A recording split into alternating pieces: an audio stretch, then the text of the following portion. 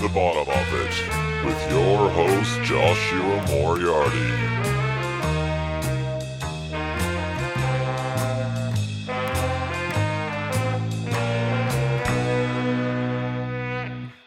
Hello, welcome back to the bottom of it with me, your host, Joshua Moriarty. How you doing? Pleasure to have you. Always, as always, nice to share these conversations with you. I get quite a few nice messages from people on the gram telling me they're listening different places around the world. Thank you for the support. I appreciate it. Thank you for tuning in. What's new in Joshua Moriarty land? Well, I'm in Los Angeles right now. I've been working on my third solo album. Got to follow up the one I just released recently, Romantica. If you haven't, check it out. Romantica, ladies and gentlemen, check it out. Joshua Moriarty. When did that come out? Like a month ago or something? So you got to get the next one ready to go, right? Never stop working, don't stop, can't stop, like P. Diddy or Scribe or some shit. More songs, forever. Putting the finishing touches on the record I'm making with my good buddy Moriarty. And then I head to Dan from Miami Horror's wedding in Mexico. We talked a lot about Ben from Miami Horror last episode, obviously, as it was about him, but I didn't really mention Dan that much. He's a bloody legend. Been in the band Miami Horror from the start with us. Sick keys player, kind, lovely, slick, stylish, handsome. Daniel, what a guy. Love it. Looking forward to seeing him tie the knot. It's going to be good. All right, today's episode is with Australian rock icon. I mean, look, he's more than music icon, I guess, really. He's more than just rock. It's Gareth Liddiard.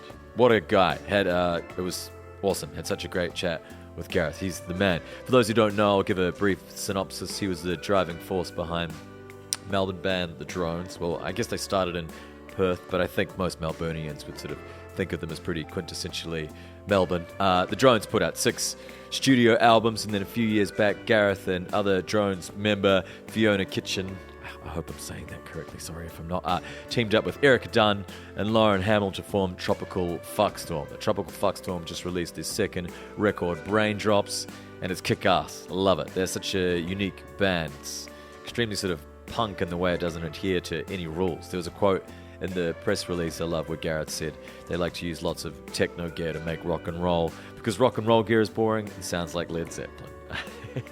We discussed that in the episode, actually. Hey, we both like Led Zeppelin, but I like that as a way to sort of explain what the Tropical Fuckstorm sound is. More just it's a musical ethos and the freedom they have to be and do whatever they want.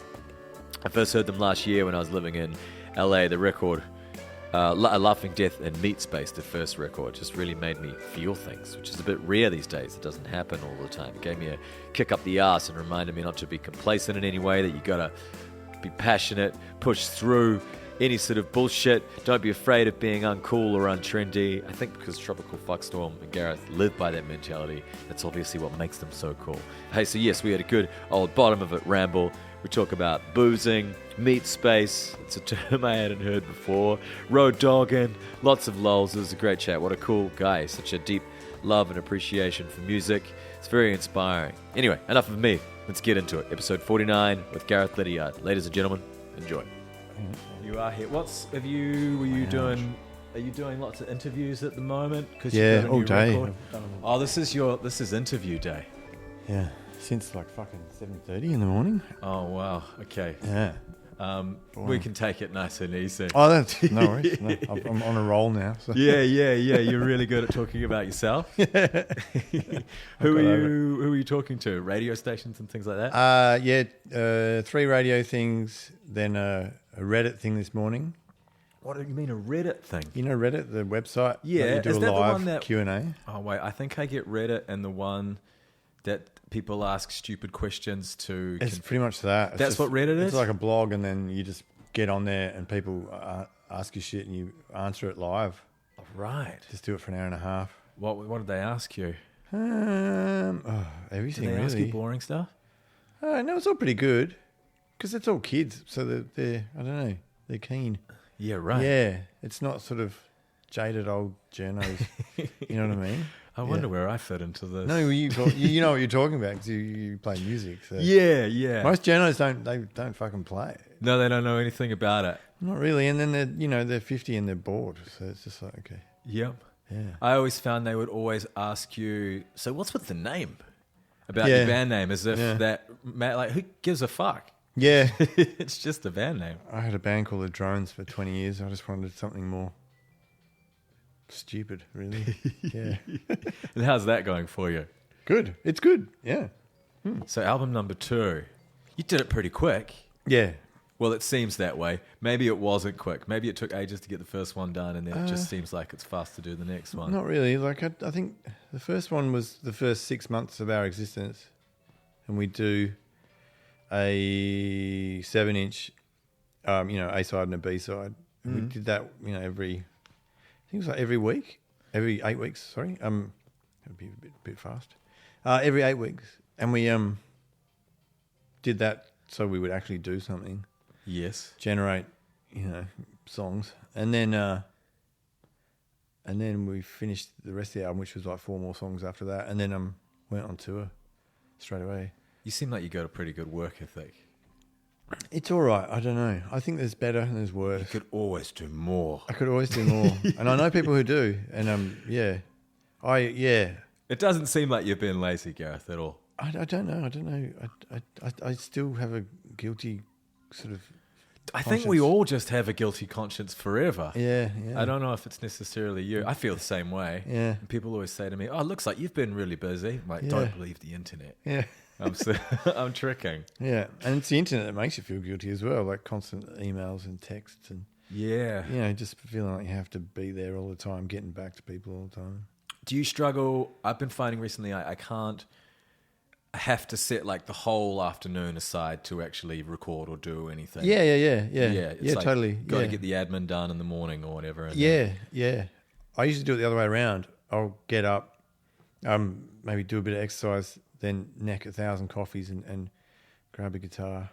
Right. And then once that sort of coffee rush dies, which is probably about 2 p.m., then I do all the admin. Do you get really sad when the coffee rush ends, or just I just get that horrible burn. Yeah. You get, after you have like 2 pots, and so you're just totally peaking out, and then that horrible, weird, burnt feeling. Yeah. To me, it feels like I'm coming down off drugs these days. Maybe because I don't really do any drugs anymore. You should get into some hard drugs. I Just get reset. back into them, I Yeah. think. Yeah. Like I did my dash, and now coffee's really the only one left, but it still does the same shit for me. It's good. Good Yeah. coffee, yeah. You can make it strong. Yeah. You can really get some zing. You can totally do that. Yeah, it's pretty wild. Yeah.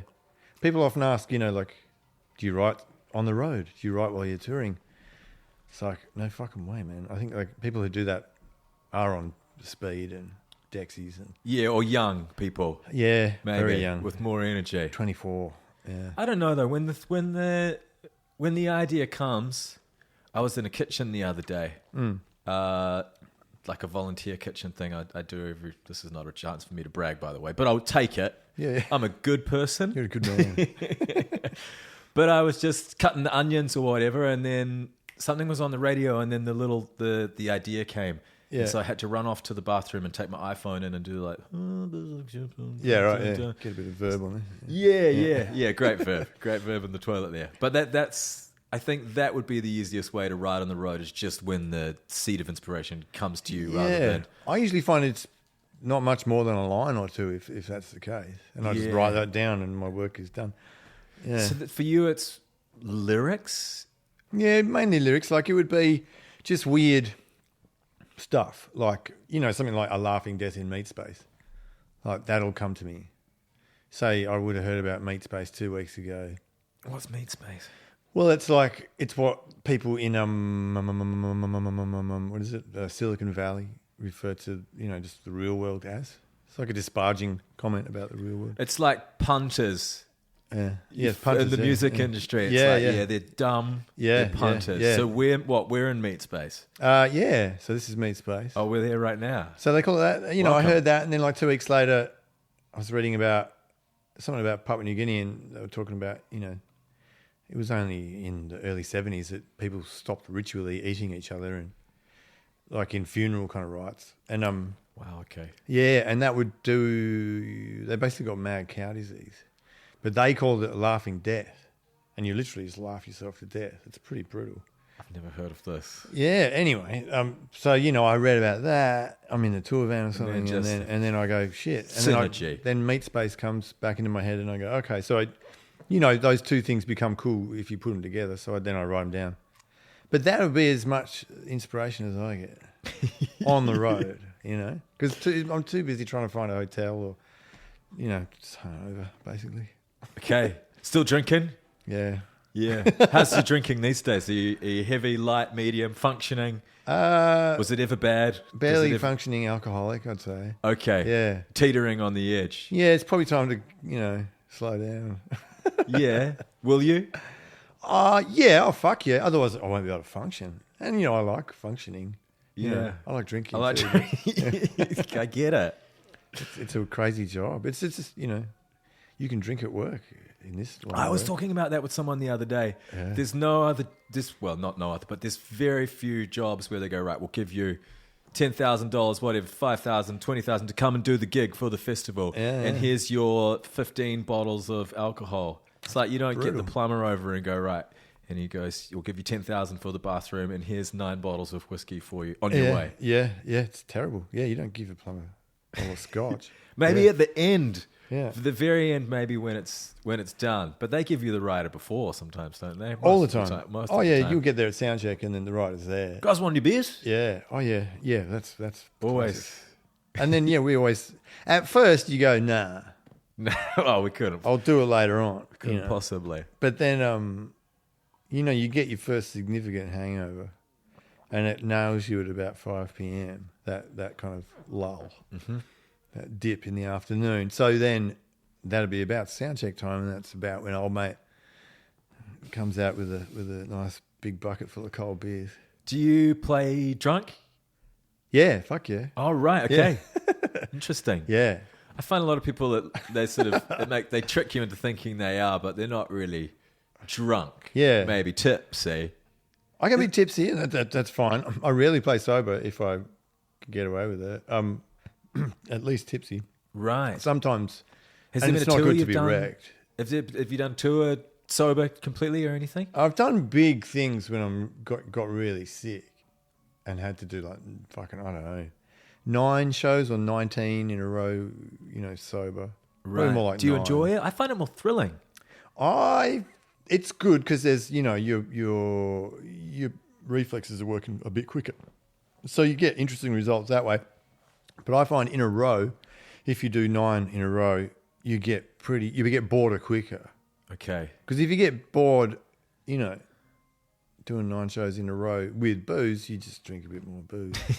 And it's different because you've changed the whole outlook, I guess. Yeah, sure. Yeah. Any other drugs in the mix? Do you get stoned a lot?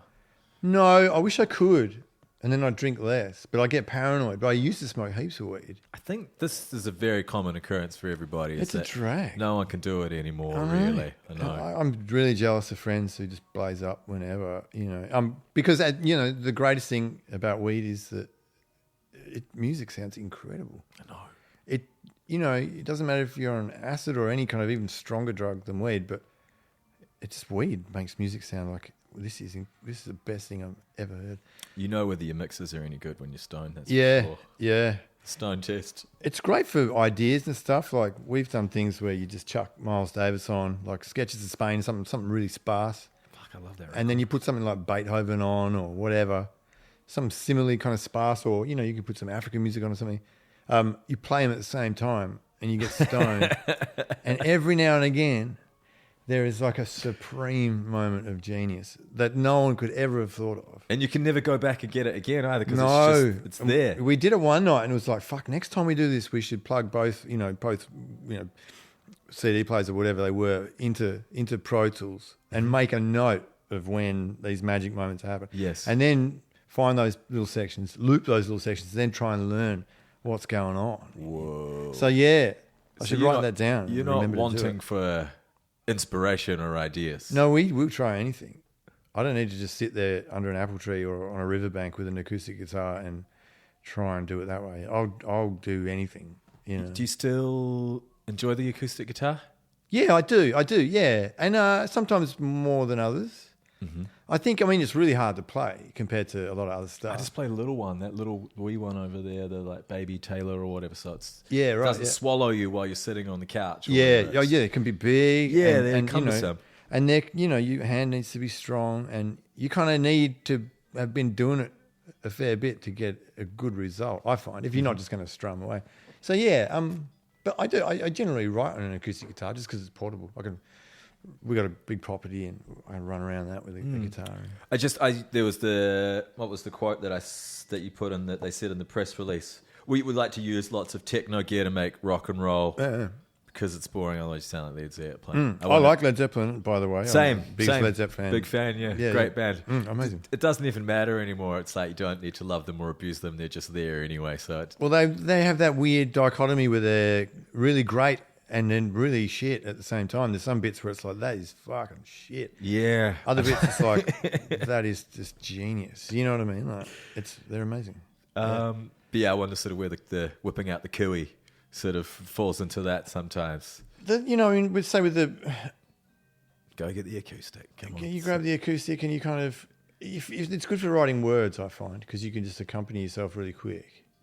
Are you a gibberish word guy first, or you just... Sometimes I'll try and just make shit up just off the top of my head, and it'll be awful, but I'll record it and then play it back and try and play it back badly so where I can't really hear it proper. And I'll hear something that I didn't say, but I think I heard me say something. And then, it'll start like that. Any way to get the ball rolling. It's like, it's like being a fireman or something. You clock on and you're working, but you're just sitting around the station, you mop the floor or do the dishes or something. So you're getting... So you've got to turn up to work though, don't you? You got to turn up to work, but then, then the alarm will go. And once that happens, you're off. And you feel like you're working then. There's no guilt trip. So then, that's how I do it. I'll pick up the acoustic guitar and, I don't know, just noodle, and nothing will happen. And then sooner or later, hit something and off you go. Is this every day, kind of, when you're not on tour? No, not every day, because we manage ourselves and stuff. Yeah, there's lots of these emails that we're talking about. Yeah, well, Fee, she does the bulk of all that. But then there's always so much to do. Then I do a whole bunch of that too, and it's mad. So no, and then we have to put time aside whenever there's a deadline looming for me just to become a bit of a hermit. You've got lots of words. Yeah, lots in the songs. I don't find it hard like that. Yeah, it's like I feel like I was listening to he's like a rapper. So many words. Yeah, that's some people say, "Oh, you're rapping there." It's like, well, I'm actually singing because. No, it's very melodic as well. But it's just in terms of the sheer amount of lyrics that there are. Yeah. It's impressive. Well, there's guys like, there's a guy from Trinidad called Mighty Sparrow from way back when, and he kind of rapped, and he, this is like mid-60s kind of stuff. And there's guys, I don't know, Louis Prima, and they sing rhythmically. And these people were 1950s, 1960s, jazz. Those are like big influences on yeah, you? they're amazing. Yeah, totally. Mighty Sparrow is one of the great lyricists. Not many people know about him. So I get into that. I was always getting into that. I was into jazz before rock and roll in high school and shit. And were you playing it? I played sax. I played alto sax. But then it was, if you could hear Charlie Parker and Sonny Rollins and fucking Coltrane and those sort of dudes. Like, in the end, I just went, fuck this. Because I heard Jimi Hendrix, and I went, well, that's amazing, but maybe I can do that. I definitely will never get anywhere near as good as Charlie Parker. So I sold the sax for... Pick up the guitar. What age are we talking here? That would have been... I probably sold it when I was 14, and I started on a bass, so I bought a bass guitar. Okay. And then I got a guitar shortly after that, just because... people were playing guitar in my band. Doesn't feel like there's another instrument that's as appealing to a teenager, especially maybe a teenage boy, that's so like you put everything into it. You can trash it, you can hit it. There's noisy boxes that you buy to stomp your feet on. It suits the temperament of a teenage. It does. I mean, a synthesizer does not. Nah, like a teenage boy would wreck one really quick. Yeah, piano. Oh, come on, mate. Totally. I mean, you'd put it out of tune. You got to look after these things, but they're an just acoustic not rock guitar and roll. can sort of take a pounding. Yeah, and it sort of responds to that too. You can play really aggressively. Yeah. Yeah, and you do. Yeah, but then I always was into people doing that. Like, say, Hendrix is someone like that. I mean, that's, people often forget how that was really aggro stuff. He was really going off. Why are you so aggro, Gareth? Heaps of reasons. You ask my therapist. How often are you seeing a therapist? Once so far. Oh, just once ever? Yeah. Okay. Didn't want to About go a back? week. No, that was about a week ago. Oh, right. I got to book more.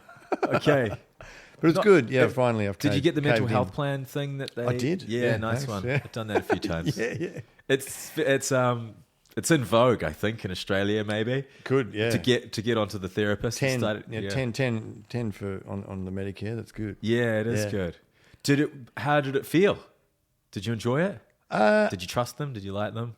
Yeah, it was kind of good. Yeah, it was good. The guy's all right. Yeah, he's a ex-military guy. So I would have, my preference would have been for a female, but My one's a female, but I've been through a few. I had a few guys, and then now the one I've stayed with is a woman. I really like. Okay, yeah. I would usually go with preference of the female, but then this guy is an ex-military guy and a sort of guy fairly high up, and it doesn't really matter what gender they are, though, does it? It kind of just. I feel like it does. It does for you? Yeah, a little bit. I don't know why. I grew up skinny in a world of huge, frightening, surfers. So I kind of feel better around girls. Okay, so Yeah. but the military man is okay. Yeah, because he knows his shit. If he says something's bad, it's because it is. I know a few military people and a few people who work in, war zones and things, and they don't mince words because they've seen minced meat. You know what I mean? They're not exaggerating. So I kind of trust them. Yeah. So but it's interesting. That was only one session so far. What brought that on? Why now? I don't know. I just post-traumatic stress disorder. Nobody told me that it gets worse. I've been figuring that out. Yeah, and I kind of never wanted to admit I had it because it's become a cool thing, especially these days, where it's like, Mum yelled at me, and now I've got post-traumatic stress disorder. So that's not what happens there. Yeah, I think it's kind of cool to be a damaged victim these days. So I don't want to be. I hate being cool. Yeah. Anyway. Yeah, in is out. Didn't you know? What's that? In is out. In is out. Yeah. So out is in. So I think you're fine. Anyway, just live by that. Yeah. I'll try and remember that. But why are you so angry? Come on. What's going on? You seem very lovely. I've never met you before, but you don't. Well, you seem scarier in your music and on the videos and everything. I didn't know who I was going to meet today. I assumed you'd be nice, but well, I mean, a part of me is like that, and yeah, growing up with so I sort of grew up in London until I started school, and I moved to the northern beaches in Perth, and there's some good surf beaches up there. So there's some good surfers, and it's real kind of locals only, or it was back then. This is when the beachside suburbs were sort of working class, lower middle class. Mm-hmm. Yeah, so it was rough. And everyone's dads were fucking brickies before being a tradie was a high-paid thing. And they were prison guards. And anyway, so, yeah, and everyone who surfs, they're usually big boys with big pecs. So, and I was never, I was the skinny little guy from England, you know what I mean? Even though I was born up north in WA. But, so then, but I sort of fell in with a big crew of them, and you kind of had to pick a side, and playing music was what got me in with them because I'd play at their parties, we'd play like punk rock bands and shit. Mm-hmm. Yeah, but then there was just a lot of violence and a lot of, heavy boy stuff, and you kind of forget how fucked up, men between the age of, fucking 14 and 24 can be absolutely really fucking mad, and dudes going to prison and just bad stuff, burgs and drugs and so it was and it was great, but I just I have like I guess that sort of saved up aggression, from that, So is it kind of are the songs attacking these people, or is it sort of also aimed at yourself? What is there? No. What's the sort of angle? Does it change? Obviously, it's changing for everything that you write, and it sort of does. Yeah. I don't know. I mean, there's all sorts of stuff. And this is the classic father issues. We just before I moved to Melbourne, the wheels sort of fell off my life. Like my girlfriend died, so I sort of became, single. I was single and ready to mingle at that point, and just heaps of drug problems and heaps of mad kind of stuff, hanging out with all sorts of weird people, and so I really hit rock bottom, and then. Sort of pulled my shit back together enough to move to Melbourne and have a crack at music, because I guess I thought after having been through something real like that, like I sort of went, okay, well, I don't need to, justify why I'm playing music. I now have a right to get up there and Did you feel like you needed a right to do it? I think back then there was like a myth. It must sound sort of hilarious today, but there was that thing where, what is it? You need to pay your dues or some shit like that. Because it was, I was a guitar player and I was into, all the old blues stuff, and there was always that mythology. You need to sell your soul to the devil or pay your dues, or you got to do 10,000 hours or whatever it is before you get a right to get up there and say what it is that's on your mind. But then once my girlfriend died, that was kind of maximum trauma. So it was after that I thought, fuck it, I don't need to answer to anybody, and I can do exactly what I want in the way I want. And then sort of thought, okay, well, I'm not going to stop doing this. So let's move to Melbourne and try and make it. And now we're here. You haven't stopped. Yeah. It said you started the drones in 97. Yeah. Wow. Yeah. It's been a while. Yeah, that's a really long time. Where does it keep going? How long do you do it for? Do what? How the music? Yes, this. I think I'm just a sort of congenital musician. Like, I definitely wasn't. My parents didn't pick that up when I was young, so I was never given an instrument early. Okay. But I always responded to it more than everyone else, and that really hasn't changed. I've always, I thought everyone was as into music as I was, and then I slowly learned. You kind of learn about the space between you and everyone else, and it takes time, and you got to mature and stuff. It's like when you're young and you're interested in girls or boys or whatever, and you're trying to figure out what sort of signals they're giving out, and I just didn't know that everyone wasn't as into fucking what John Bonham was about to do next as I was, right? So, yeah, I just hear music, and if there's something on, I find it really hard to tune into a conversation because I'm listening to the music. Yeah, I've driven lots of girlfriends bad over the years. Yeah. People, I'm just, and in the background, you're like, this bit's coming up. This bit's amazing, yeah. What the fuck? Yeah. Or you just walk off mid-conversation, you've got to stand by the speakers and put that's what I do all the time. Yeah. And it just gets worse. And there's always more music. There's always, I don't listen. Some people only listen to one thing, but by the time I hit high school, I was listening to fucking full-blown jazz, free jazz, Ornette Coleman, like fucking, I don't know, as well as just, big bands like Bangles or Eurythmics, Dire Straits, fucking Jean-Michel Jarre, New Order were huge, so I was listening to that. Blondie, Pink Floyd were huge.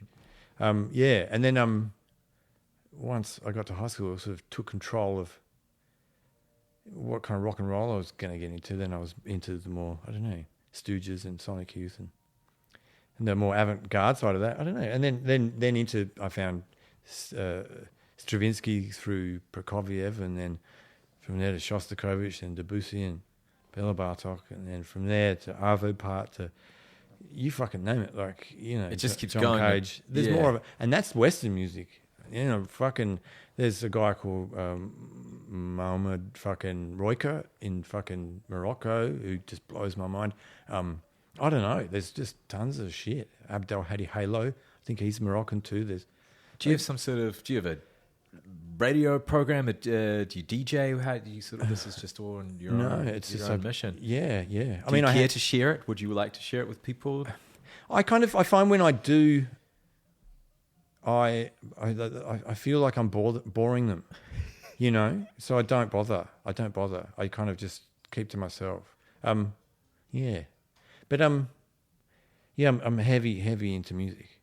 Yeah, and I had a friend who I saw an advert for a band in a paper when I was 21 or 20, probably 20, and I answered it, and it was for it would wind up being my first band, the Gutterville Splendor Six, or the first good band. Not good band, I guess first... Yeah, I know what you sort mean. of serious band, gigging Yeah. band. And the guy who sang in that and kind of led that band was a guy called Maurice Flavel. And he would have been 37 and I was 20. And he just went woo and just dumped everything a really esoteric kind of 37-year-old musicologist would onto me, whether it was Lee Hazelwood or just mad, fucking, I don't know, African shit or fucking... gamelan shit from Indonesia, or everything. He found that he could just chuck this shit my way, and I was keen to hear it. And yeah, so by the time I got to Melbourne, I had, a 40-year-old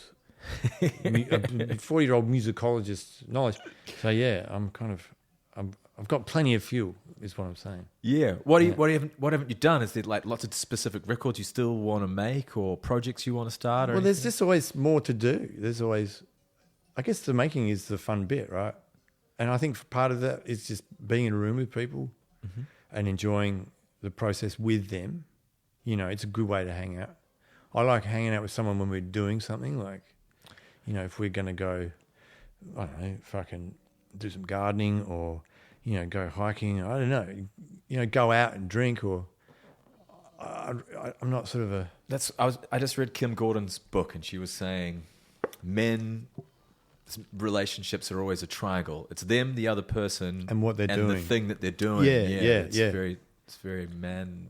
Yeah. I have that too, and like obviously, and I have it. I mean, I have it with the girls in TFS or with the boys in the drones or anyone. And yeah, so it's good. It's it means we can hang out and all go on a little adventure together and see where we end up. I think most bands I've been in is just out of desire to spend more time with those people. Like, I really like you. Oh, and you like music? Yeah, well, let's start. Like-minded people. Yeah. Yeah, totes. Yeah. I 100% have that.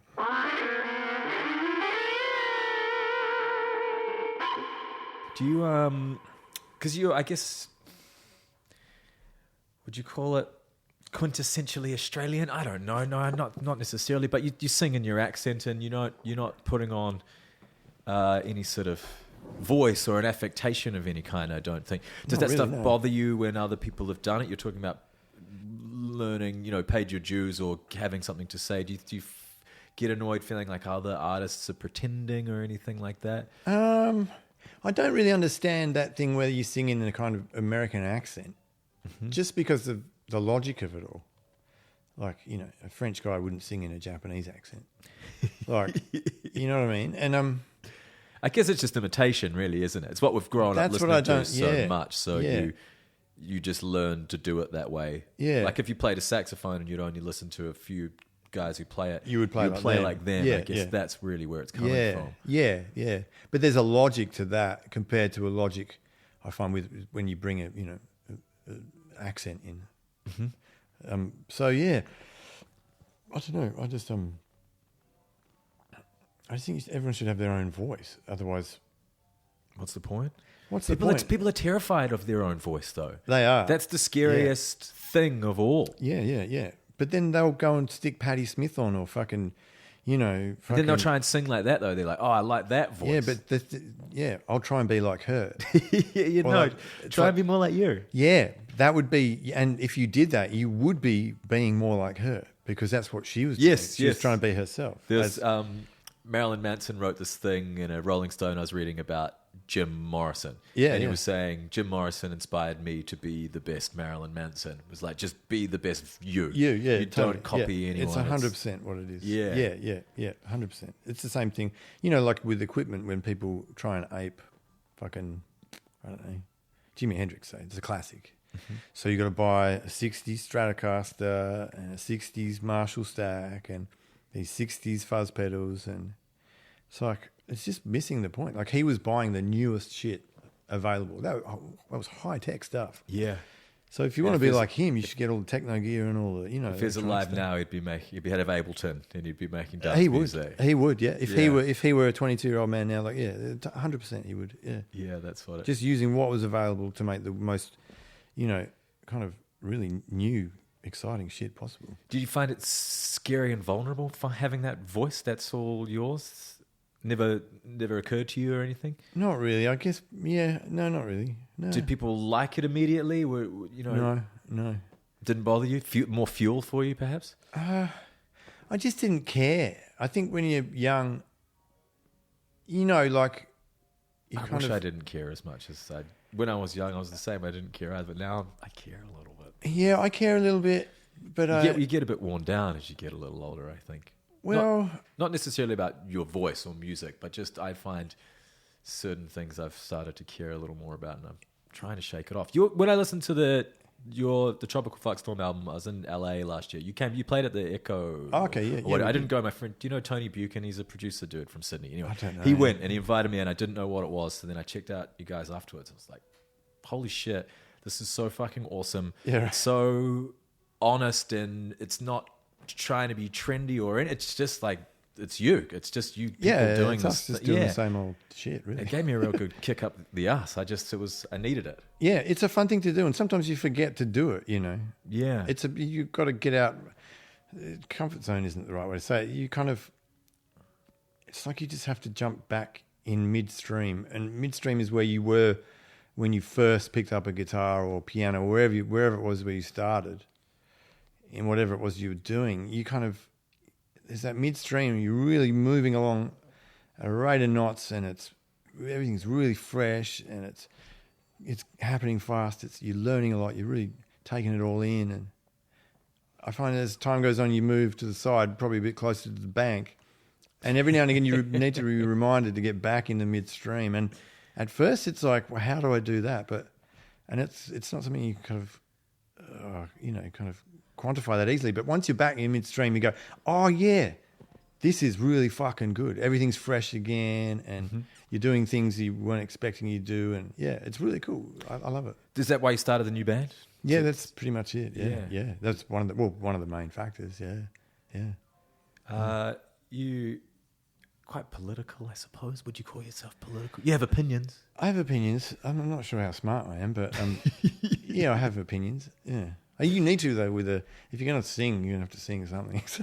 Yeah, and do you feel that's sort of an obligation to sing about that stuff? Yeah. Well, yeah, no. I mean, it's not like I'm an expert. You know, when you listen to someone like Wiley Ali, someone who's fucking trained, you know, he's a fucking political, fucking whatever he is. He's a fucking working down at Melbourne Uni. You know, like he really knows his shit. And I am not qualified. You're just in meat space. Totally. I'm just a fucking musician. I'm not qualified to talk about these things. But then there is like a broader, you know, kind of more generalized thing, which, you know, artists and poets get into, and they kind of set the kind of the tone of an epoch in a way. And then philosophers try and get an instructional manual for that tone. And then, you know, politics through lawmaking and shit like that, if it's happening the right way, then they try and set that tone into the or put the instructions into the laws and shit like that. You know what I mean? So somehow in some big, broad, nebulous way, I think, yeah, an artist's sort of responsibility, would you say? Responsibility or responses to where he's at or she's at is, I think that's valid in a way, but not in the nitty gritty like someone like Wiley Daly, who's actually a trained professional political thinker. You know? But you feel a sense of responsibility as an artist yourself, that you sort of need to say what you're thinking and feeling? Not an obligation. I think if I feel like it, I can, but I don't feel like I have to. And because I don't think everyone has to think the way I think. You know what I mean? I don't. I take liberties, and I'm it'd free. Be really boring. Thanks. I'm free. Not at you. Yeah. Well, I get to do. I'm happy doing what I want to do, and you know, it's just a funny time at the moment, though. Talking it's about outrageous. That, yeah, people wanting everyone to think the same way. Yeah. Yeah. To what end? What? And so we have to yell at each other all the time? Yeah. Very loud. It's a really strange time. And then, at the top of the pile is someone like Donald Trump. He's like the other day with Hong Kong, he's sort of saying these rioters should calm down and give China a break or something. And it's like, you are the king of democracy. And as an ideology, it's he's obliged to push that ideology, because if we aren't pushing democracy and capitalism, then someone else is going to be pushing communism, and they're going to win. And communism sucks. So, you know what I mean? But then below Donald Trump, he's not doing that, and he should be. And then everyone below him is doing it, and they should not be. You know what I mean? Everyone's pushing their little personal ideologies, whether it's with a car bomb or a tweet. You're still fucking doing it, aren't you? So yeah, whatever happened to live and let live? I'm not sure what's going on. Yeah. You sort of find yourself wanting to stay out of it because you're too scared that you're going to say the wrong thing, that you're going to get in lots of trouble. Yeah. But I'd like to think I don't keep my voice, shut too much. It's like if I said the wrong thing, I would be willing to apologize and say, inform me. Maybe I was a little and again, as this thing's like, what the fuck do I know? I don't really know. That's the thing too. You don't need to hate me for it. Just like, the people willing to pile onto you and shut you all the way down, completely disproportionate manner, say, they don't fucking know what they're talking about either. You know what I mean? Yeah. So, these are just people in the middle class, people in the West, who just don't know. Just a fucking shit day from a good one, really, compared to fucking someone in Afghanistan. I don't know. You know what I'm saying? Yeah. So it was fraught at the moment, but it won't be fraught forever. Yeah, you're optimistic. Where are we headed? Is the planet going to fall apart? It's weird. I don't know. I just don't know. I don't know how we're going to figure out the climate thing. What do you do? Stop using deodorant? Yeah, no. Flush the toilet less. Yeah. Well, Stop using deodorant. I think deodorant sales are probably on the rise, if anything. I don't know, man. The fucking planet's heating up. How the fuck are we going to stop that?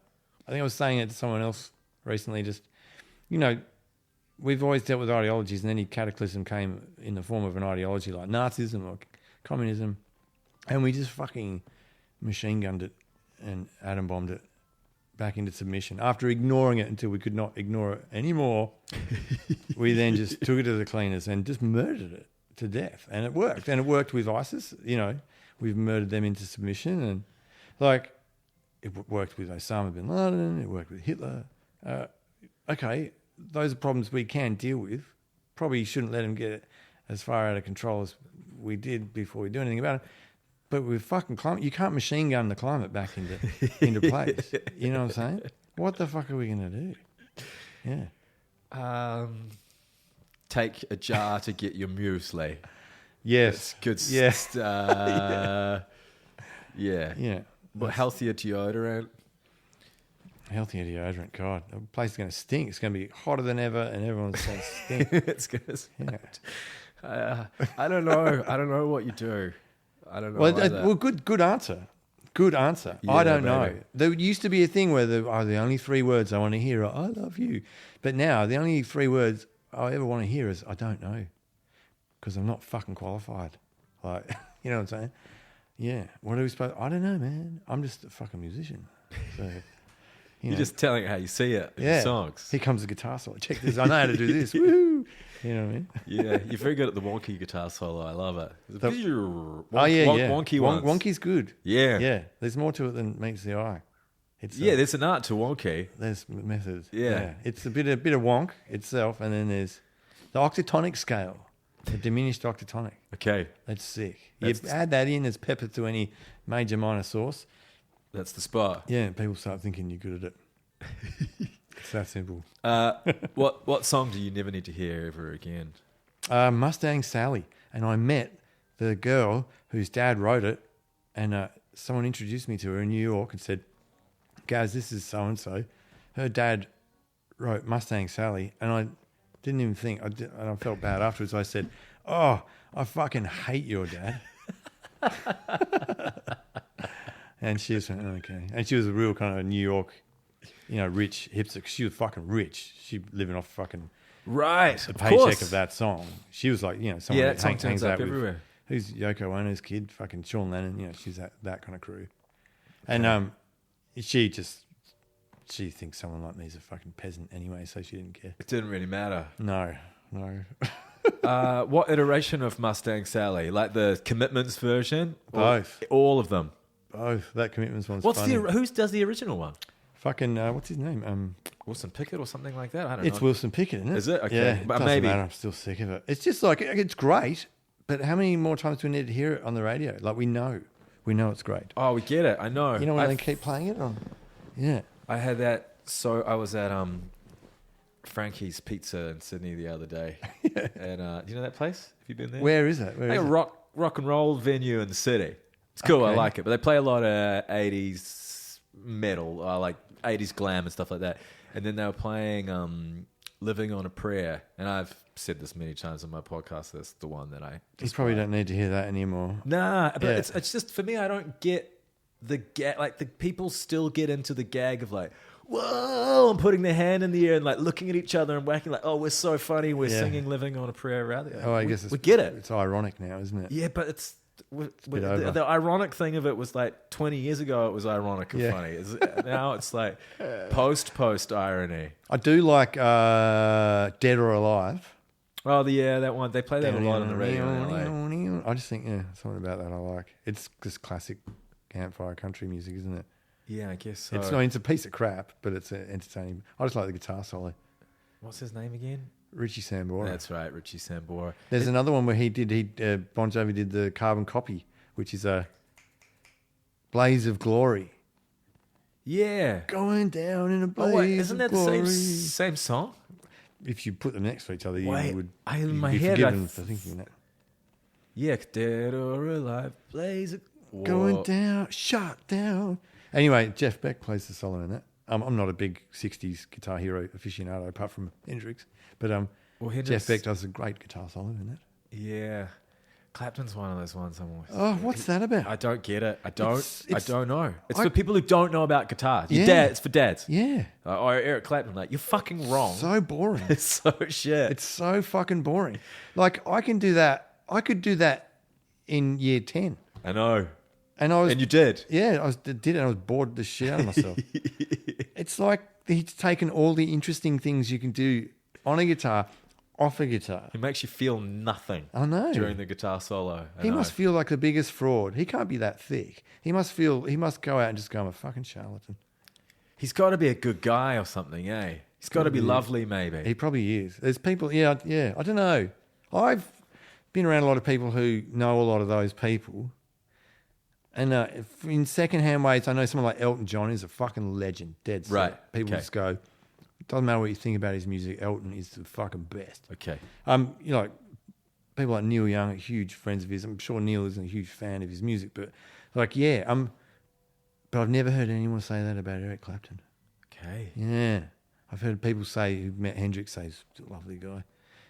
Freddie Mercury, whatever. You know what I mean? Like, Not Clapton. Nah. Is it because he knows he's a fraud? I don't know.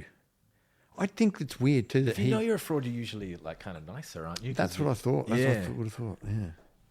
And then he wrote that song about his kid who fell out of a window and made that. What is it? Tears in Heaven. Which would So it's a big thing to have your kid fall out of. That's awful. And I poor Eric. That's just hideous. I wouldn't wish that on anyone. Even Eric Clapton. And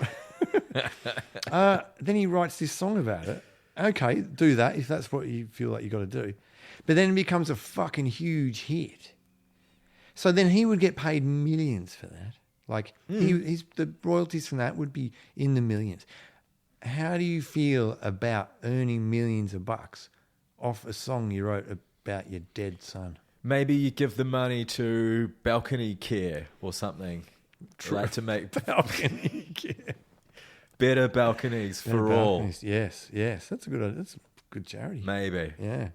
Something like that. Maybe he probably did. Yeah. Well, I'll Google that. Yeah, I'll let you know.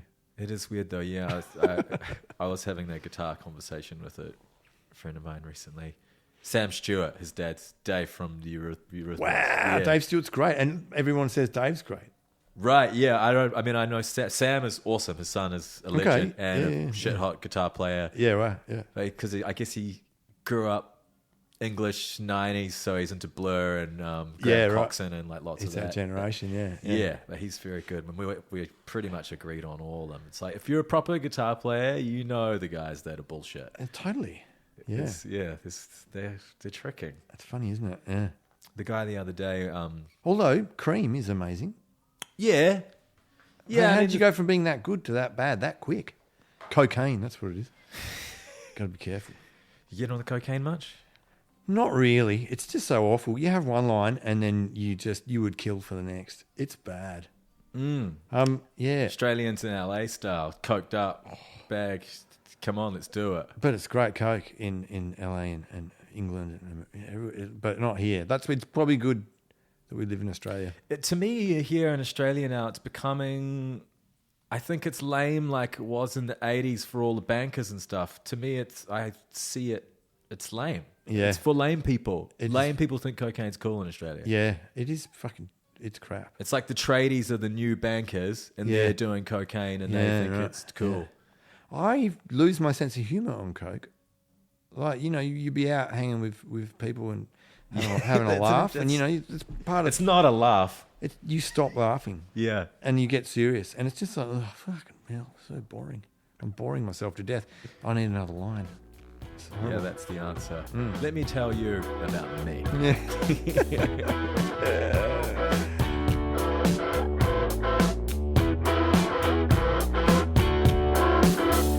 With your cock in your hand and your balls in a bag, cocaine.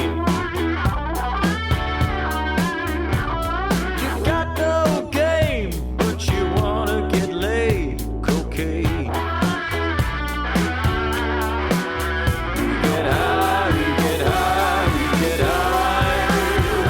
Cocaine.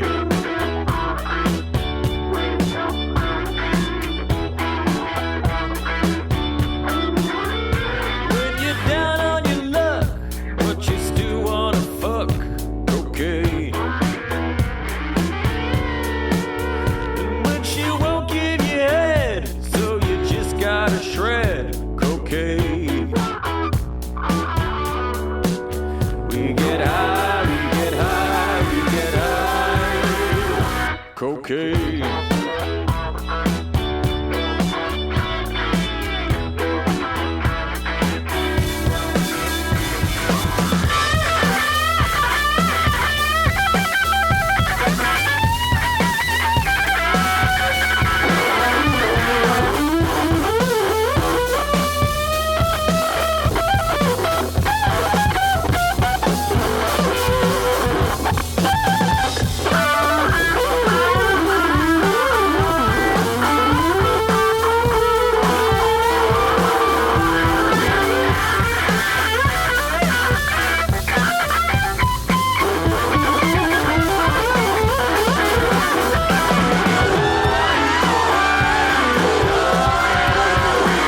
Cocaine is a hell of a drug.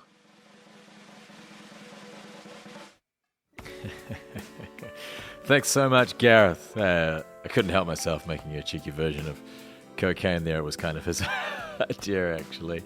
Put as many wonky solos in as I could. My favorite way to play the guitar. Yes, if you haven't, check out the new Tropical Fuckstorm album, Braindrops. Check out the first record, A Laughing Death in Meat Space. There's also all the Drones albums and a Gareth Liddiard solo album. Plenty to listen to. The man is extremely prolific. I put a few links to some of his work and things we talked about in the podcast description also. Thank you, Gareth. I really, really enjoyed that conversation. I've sort of been familiar with his work for many, many years, and I just had no idea what he was actually going to be like. But he's so fascinating and a great thinker and knew so much about music, and it was just, it was very, very cool. So cheers, Gareth, and thanks for being here, everybody listening. All right, so going to be back in a few weeks with episode number 50. Wow, made it that far. The bottom of it. Keep it going, the non-stop juggernaut. Very good. Till then, take care, be kind, see you later.